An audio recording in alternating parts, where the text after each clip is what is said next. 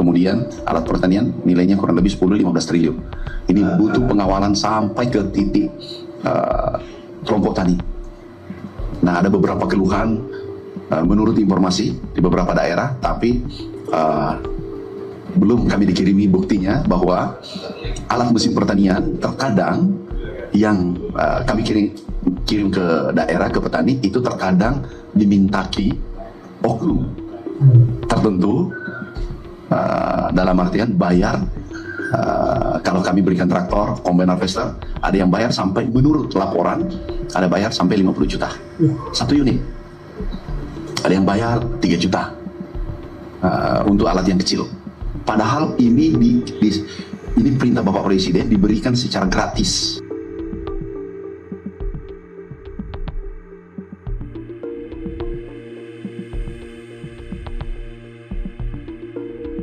Halo, Assalamualaikum warahmatullahi wabarakatuh.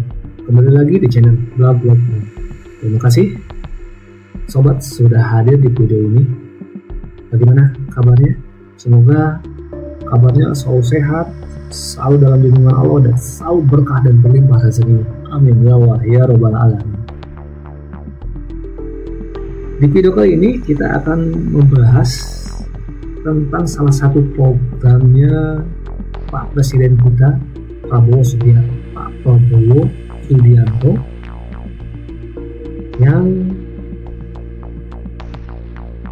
ingin secepat-cepatnya terlaksana, yaitu swasembada pangan.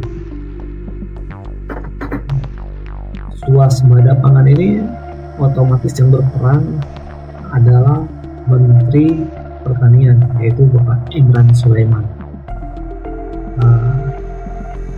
Pandangan saya optimis ya dengan swasembada pangan ini, apalagi ditangani oleh Pak Imran ini.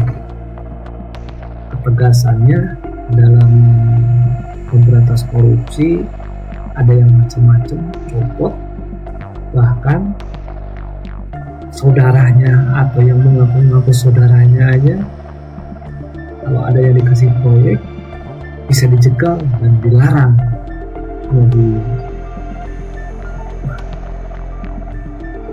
Dan saking kehati-hatiannya, Pak Imran Sulaiman ini punya perusahaan yang di pestisida. Karena dia menjabat sebagai Menteri Pertanian, takutnya ada hal-hal yang tidak diinginkan atau gimana. Begitu dia menjabat jadi menteri, perusahaan pestisida dan racun tikusnya itu sampai ditutup demi menjaga kehati-hatian dalam menjabat. Masya Allah, supernya Pak Imran Sulaiman ini. Makanya saya optimis dengan swasembada pangan Pak Prabowo ini. Ya, nggak perlu berlama-lama, yuk kita lihat video-video apa aja yang dilakukan Pak Prabowo melalui Pak Imran atau Pak Menteri Pertanian ini. Langsung kita tonton. Presiden Prabowo Subianto kembali memberi peringatan kepada seluruh pejabat pemerintah jangan sampai melakukan korupsi. Menurut persatu kasus korupsi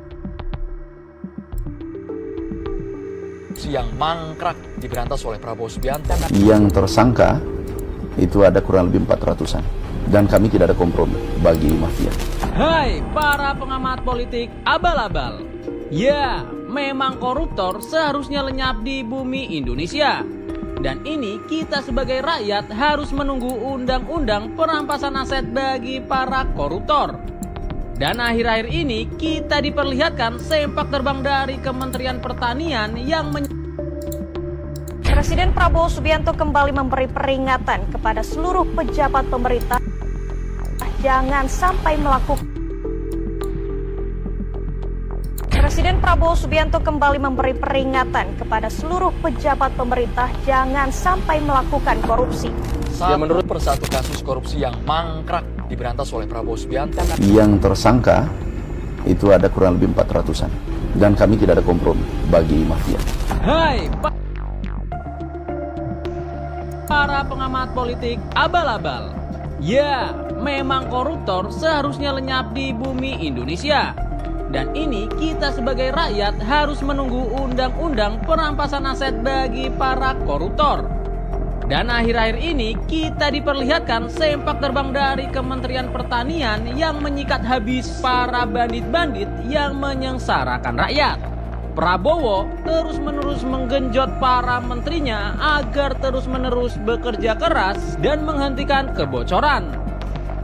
Bagi Prabowo, uang yang tumbuh dari rakyat seharusnya harus kembali ke rakyat juga, bukan masuk ke kantong yang ambisius mementingkan dirinya sendiri. Siapa yang tak mengenal sosok menteri satu ini, bos? Sempak terbangnya memang tidak diragukan lagi untuk membumi hanguskan mafia-mafia pertanian. Walau sempat dibilang gagal saat menjadi Menteri Pertanian Joko Widodo, tapi kali ini dia terpilih lagi dan menjadi Menteri Pertanian Prabowo Subianto. Ya, bernama Andi Amran Sulaiman, seorang bangsawan Bugis dan pengusaha. Dia pernah mengatakan akan mengundurkan diri dari kursi pertanian jika gagal memberantas mafia impor pangan. Dan benar saja, bos. Sedikit demi sedikit, ia mulai memberantas bandit-bandit mafia yang menyengsarakan rakyat. Minggu-minggu kemarin, ia sukses menyikat 27 perusahaan pupuk karena merugikan petani 3,3 triliun. Tidak punya adab sama sekali. Akibatnya, petani menggunakan ini. Kita hitung petaninya 100.000. 4 perusahaan yang berulah, tapi 100.000 yang menderita. Kali 400.000 orang menderita. Petani kita. Dan modal pas-pasan. Sebanyak 4 perusahaan yang memproduksi pupuk NPK terkategori palsu dan 23 perusahaan yang memproduksi pupuk di bawah standar komposisi pupuk yang diterapkan oleh Kementerian Pertanian. Amran menegaskan petani paling dirugikan dari kasus mafia pupuk ini dengan potensi kerugian mencapai 3,3 triliun. Sedangkan potensi kerugian negara menyentuh 316 miliar. Ia menegaskan keempat perusahaan yang telah terbukti menjual pupuk palsu langsung di backlist dari Kementan. Sebenarnya ada yang lebih menyakitkan dibanding kerugian materi, yaitu dampak dari pupuk palsu. Bayangin saja, bos, kalian menjadi petani dan membeli pupuk tersebut. Kalian setiap hari bekerja membajak sawah, merawat tanaman, ternyata sampai berbulan-bulan hasilnya nihil. Gimana nggak sakit para petani kita ini? Itu tidak seberapa, tetapi dia sudah mengolah tanah, sudah pembibitan, sudah bekerja 4 bulan, tapi hasilnya nol. Jadi bukan nilai pupuknya, dampak memberikan pupuk palsu. Kerugian petani 3,2 triliun. Ini tidak manusiawi. Orang miskin yang dizolimi. Kementan menegaskan kasus ini bakal diusut tuntas. Amran menyebut pihaknya akan menyerahkan kasus mafia pupuk ini ke Presiden Prabowo. Jawa Timur 1. Jawa Timur 1. Pak, siapa namanya? Pak Kepala Desa tahu. Kalau desa selesai masalahnya, negara selesai masalahnya. Benar Bapak Ibu? Nih, izin Pak Menko kalau saya mengambil waktu dikit. Karena ini tidak terjadwal. Aku tanya ini harus saya beresin. Kalau ini tidak beres, pasti ada aku beresin di Kementerian Pertanian lagi sebentar. Pak, pupuk belum bertambah? Belum. Wilayah apa? Saya dari Kepala Desa Sukarena, Kabupaten Musirawas, Provinsi Sumatera Selatan. Pak Dirut, belum sampai. Kita harus sama-sama bertanggung jawab. Pak Dirut, izin ke sini, izin ya. Saya ini orang Solo, Sulawesi, halus-halus. Bapak belum ada tambahan pupuk di desanya? Belum, Pak. Pak Dirut, ini kira-kira apa masalahnya? Daerah Sumatera? Sumatera Selatan, Pak, Musirawas. Berarti tidak ada SK Bupatinya? Belum, Pak. Kalau di kelompok tani belum ada. Pak Menko lapor, kita lebih buka-bukaan. Makanya ke depan ini harus satu komando. Tapi komandonya 7. Kami kirim pupuk itu sejak Januari ya keputusan. Januari, sekarang sudah bulan 11. Tapi ini tidak sampai. Tambahan 100%. Tapi kalau bupatinya tidak tanda tangan, pupuk itu tidak ada. Padahal pupuk numpuk. Pak Dirut, pakai mic. Sekarang baru berapa persen pupuk tersalur? Dari 9, maaf kami ulangi, Bapak Presiden Republik Indonesia telah menambah kuota 100%. Bukan 50, 100% seluruh Indonesia. Yang kedua kemarin adalah ada utang petani nelayan dengan macet 10 tahun kalau tidak salah, itu diputihkan oleh Bapak Presiden. Begitu sayangnya pada petani, pada UMKM, masyarakat kecil, itu perintah Bapak Presiden. Ini aku harus selesaikan. Pak, kenapa? Jadi mohon izin Bapak, SK dari Gubernur dan Bupati seharusnya sudah selesai pada bulan Juli semuanya. Tapi ini yang saya belum tahu, seharusnya yang dari... Pak, bisa nggak ditelepon langsung? Siapa? Wis, mantap. Langsung telepon langsung. Distributornya sana. Pada pangan secepatnya terus dilakukan pemerintah. Bahkan dalam waktu dekat, Presiden Prabowo Subianto segera menerbitkan 4 peraturan presiden atau Perpres untuk mengejar swasembada pangan. Presiden Prabowo Subianto secara resmi telah menyiapkan 4 peraturan presiden atau Perpres untuk mengejar target swasembada pangan. Dalam waktu dekat, Perpres tersebut akan segera ditandatangani dan harus segera dijalankan. Perpres swasembada pangan tersebut diantaranya terkait pembangunan irigasi, penyaluran pupuk subsidi, dan perluasan penyuluh pertanian lapangan atau PPL.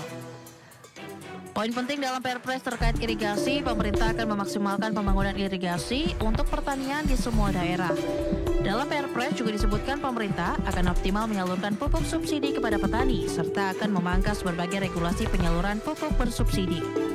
Kemudian pemerintah akan memperbanyak dan memperluas peran penyuluh pertanian lapangan di daerah pertanian. Diharapkan dengan adanya Perpres swasembada pangan tersebut, seluruh jajaran kementerian dan lembaga terkait bergerak cepat mewujudkan kemandirian dan ketahanan pangan secara nasional.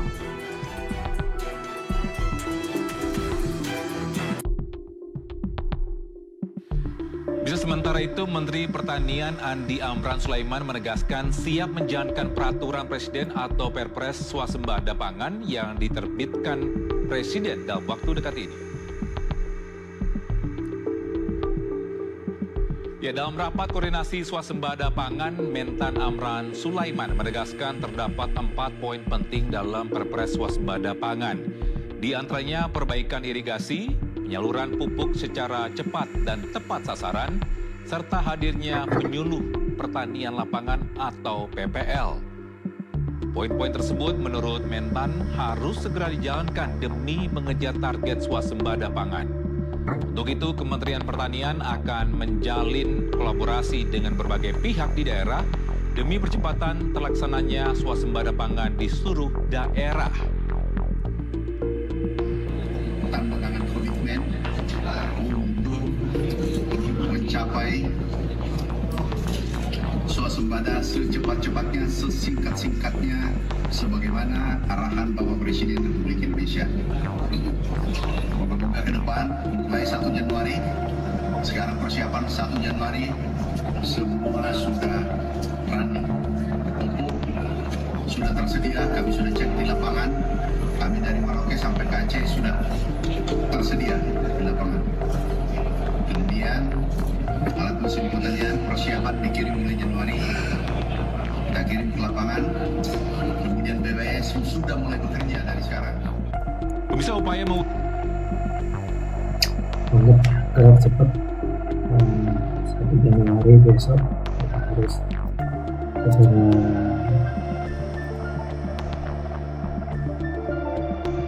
segera berjalan cepatnya dan secepat-cepatnya. Dan yang paling optimis yaitu Pak Amran itu dia kemarin waktu di diskusi sama KKMD, untuk mencegah korupsi sampai ada orang KPK minta berkantor di kantor Menteri Pertanian supaya menjaga kesalahan-kesalahan korupsi. Mantap banget, benar-benar. Bahkan ini ada videonya, dia menggandeng Jaksa Agung yang siap menindak tegas dan tanpa pandang bulu orang yang bermain proyek atau mafia-mafia pupuk pertanian. Assalamualaikum warahmatullahi wabarakatuh. Teman-teman media, hari ini saya kedatangan Pak Menteri Pertanian. Ada beberapa hal yang kami bicarakan dan tentunya adalah dalam rangka dukungan terhadap Kementerian Pertanian, dan tentunya secara penuh nanti Pak Mentan yang akan menyampaikannya. Silakan Pak. Makasih Pak Jaksa Agung. Ini luar biasa dukungan beliau. Kita tahu Bapak Presiden Republik Indonesia memerintahkan pada kami agar mencapai swasembada secepat-cepatnya, sesingkat-singkatnya.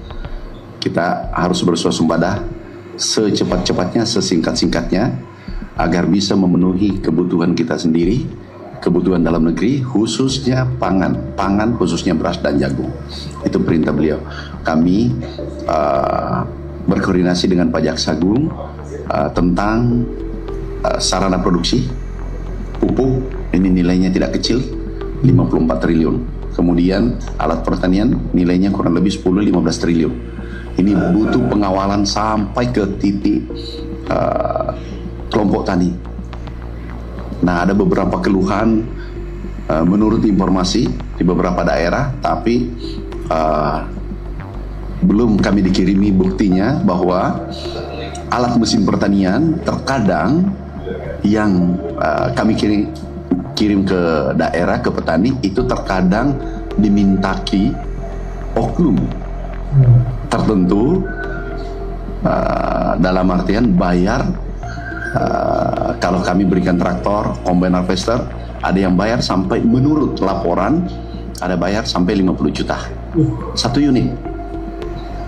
Ada yang bayar 3 juta untuk alat yang kecil. Padahal ini ini perintah Bapak Presiden diberikan secara gratis untuk alat pertanian. Kemudian pupuk adalah kita berikan pupuk subsidi penuh, tambahannya dibandingkan dengan tahun 2023 dari rencana itu menjadi 100%, nilainya kurang lebih 50 triliun semuanya. Ini butuh pengawalan agar swasembada tercapai. Berikutnya ada pupuk palsu. Ini yang meresahkan petani kita. Pupuk palsu ada 27 perusahaan, ada 4 perusahaan kami sudah kirim ke penegak hukum. Ini merugikan petani kita kurang lebih 3,2 triliun. Ini mungkin harapan kami ini ditindak, dihukum seberat-beratnya. Kenapa? Bukan merugikan negara saja, tetapi merugikan petani kita kurang lebih 100.000 orang. Artinya kali 4 orang dengan keluarganya, berarti 400.000 orang yang menderita. Kerugian total, potensi kerugian untuk petani kita 3,2 triliun. Nah, ini kami sampaikan ke beliau. Beliau memberikan dukungan penuh. Terima kasih Pak Jaksa Agung, Pak Jamin. Itu ya, gerak cepat banget. Begitu ada laporan langsung lapor ke Jaksa Agung, minta untuk pengawalan sampai ke petani. Wis ketar-ketir ini mafia pertanian. Dan itu saya pernah dengar bahwa kayak bantuan-bantuan itu ya pasti ada yang minta. Dan barusan Pak Amran bilang juga bahwa sampai ke bawah itu kadang ada yang diminta fee petaninya itu. Wah, ketar-ketir sekarang. Mantap, lawan korupsi. Lanjut terus Pak Amran. Semoga program-program pemerintahan Pak Prabowo ini berjalan lancar dan sesuai target bisa menggapai Indonesia Emas 2045. Gimana sobat, tanggapan sobat tentang video-video ini? Yuk tanggapi di kolom komentar. Kita sebagai bangsa masyarakat sebagai ini terus awasi apa yang dikerjakan pemerintah. Jika itu bagus, terus kita dukung bagus. Jika itu jelek, kritik secara keras bahwa itu jelek. Jangan karena kita suka sama seseorang, akhirnya walaupun jelek, tetap dibilang bagus dengan satu segitu. Bagus bilang bagus, jelek bilang jelek. Oke, terima kasih. Jangan lupa untuk like dan share video ini. Assalamualaikum warahmatullahi wabarakatuh.